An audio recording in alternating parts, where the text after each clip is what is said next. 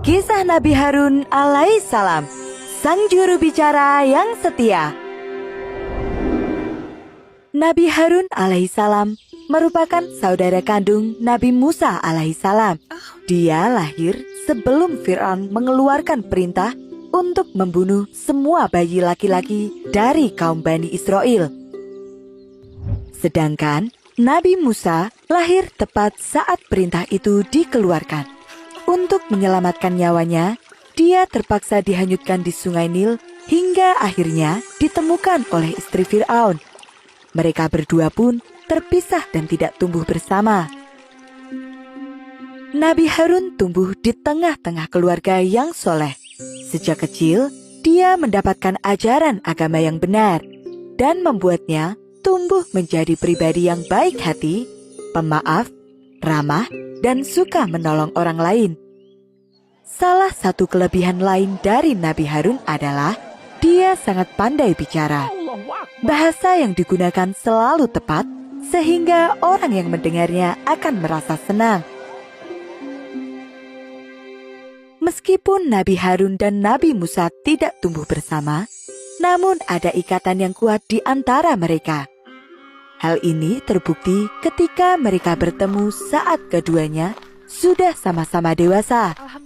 Saat itu, Nabi Musa baru saja datang dari Madian bersama istrinya. Nabi Musa menceritakan tentang kenabiannya dan meminta Nabi Harun untuk membantunya menjadi juru bicara dalam setiap dakwahnya. Nabi Musa merasa bahwa dia memiliki kekurangan yang akan menghambat dakwahnya. Dia tidak bisa bicara dengan jelas karena lidahnya pernah terbakar saat masih kecil dulu. Sehingga Nabi Musa pun memohon kepada Allah, "Dan jadikanlah untukku seorang pembantu dari keluargaku, yaitu Harun saudaraku." Maka Allah pun mengabulkan permohonan itu. Nabi Harun alaihissalam diangkat sebagai utusan Allah dan mengemban tugas bersama-sama dengan Nabi Musa alaihissalam. Keduanya berdakwah untuk Fir'aun dan kaumnya. Selama puluhan tahun, Fir'aun memerintah Mesir dengan sangat kejam. Dia juga menganggap dirinya sebagai Tuhan. "Akulah satu-satunya manusia dengan kekuatan paling sempurna. Aku adalah Tuhan yang harus kalian sembah." Ketika Nabi Musa dan Nabi Harun menyerukan agar menyembah hanya kepada Allah, Fir'aun marah besar dan meminta agar mereka berdua ditangkap. "Tunjukkan kehebatanmu jika kau memang utusan Tuhan." Lalu, Fir'aun memerintahkan para penyihir kerajaan untuk menunjukkan kehebatan mereka. Para penyihir itu melemparkan seutas tali yang kemudian berubah menjadi ular-ular kecil. Nabi Musa melemparkan tongkatnya. Atas izin Allah, tongkat itu berubah menjadi seekor ular besar yang menelan semua ular-ular kecil itu. Itulah salah satu mukjizat Nabi Musa. Namun, Fir'aun tetap menolak untuk mengakuinya.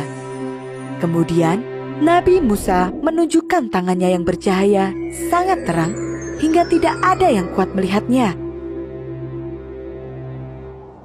Setelah peristiwa itu, sikap Fir'aun terhadap Nabi Musa dan para pengikutnya semakin kejam. Dia akan menghukum siapa saja yang berani menentangnya. Sungguh perjuangan yang sangat berat untuk Nabi Musa dan Nabi Harun. Hingga suatu hari, Fir'aun memimpin sendiri pasukannya untuk menangkap Nabi Musa.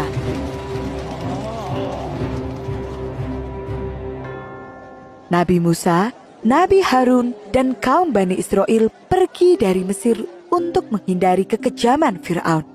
Mereka harus berjalan sangat jauh. Tujuan mereka adalah Baitul Maqdis.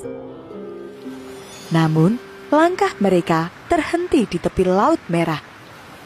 Bagaimana kita bisa menyeberangi lautan, sedangkan kita tidak punya perahu sama sekali? Kata kaum Bani Israel. Tiba-tiba saja Nabi Musa memukulkan tongkatnya ke laut Dan atas izin Allah, air laut itu terbelah menjadi dua, menciptakan sebuah jalan bagi mereka.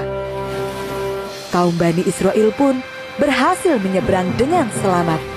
Sedangkan Fir'aun dan pasukannya yang mengejar di belakang tenggelam oleh air laut itu. Tidak ada satupun dari mereka yang selamat. Kaum Bani Israel menetap selama beberapa waktu di Bukit Sinai.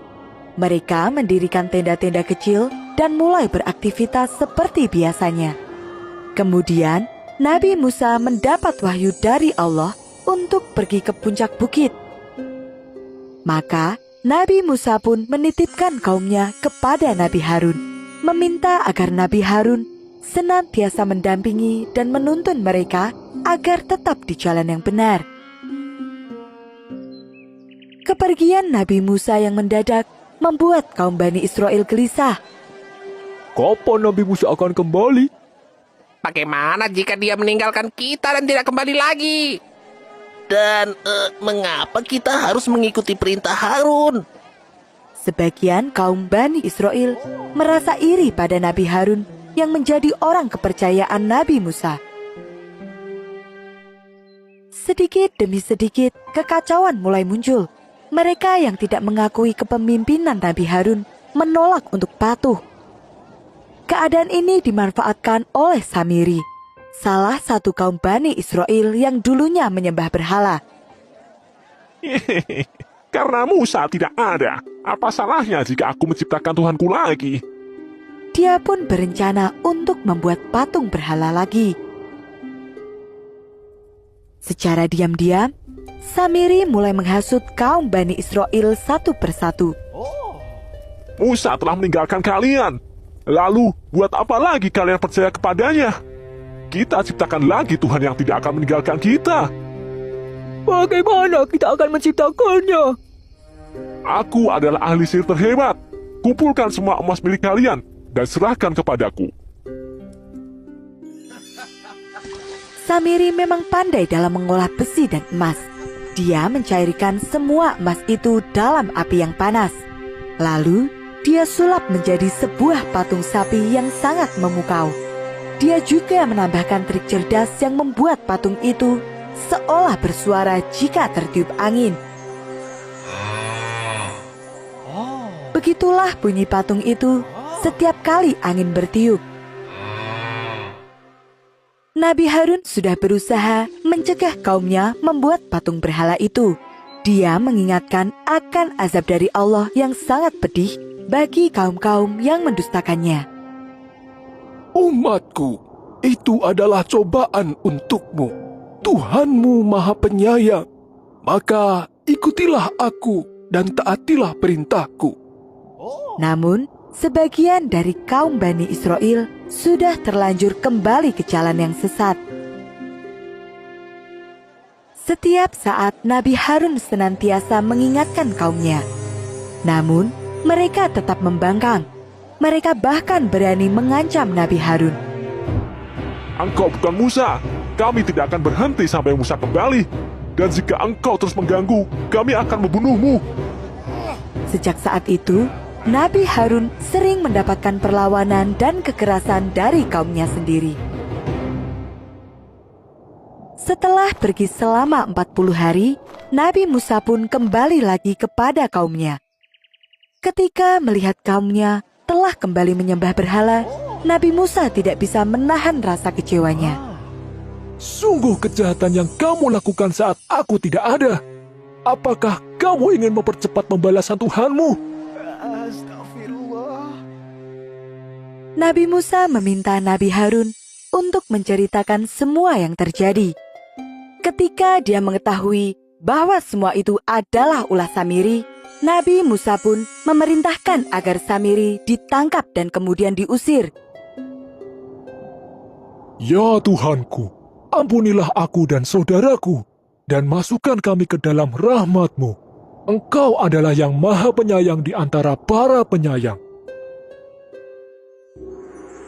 Selanjutnya, Nabi Musa dan Nabi Harun pun menghancurkan seluruh patung yang ada, hingga tak tersisa satu pun. Nabi Harun terus berdakwah dan berjuang di sisi Nabi Musa. Hingga suatu hari, Nabi Harun mendaki sebuah bukit bersama dengan Nabi Musa dan anak laki-lakinya. Saat itulah Nabi Harun meninggal dunia. Beliau meninggal tepat setelah 40 tahun Bani Israel keluar dari Mesir.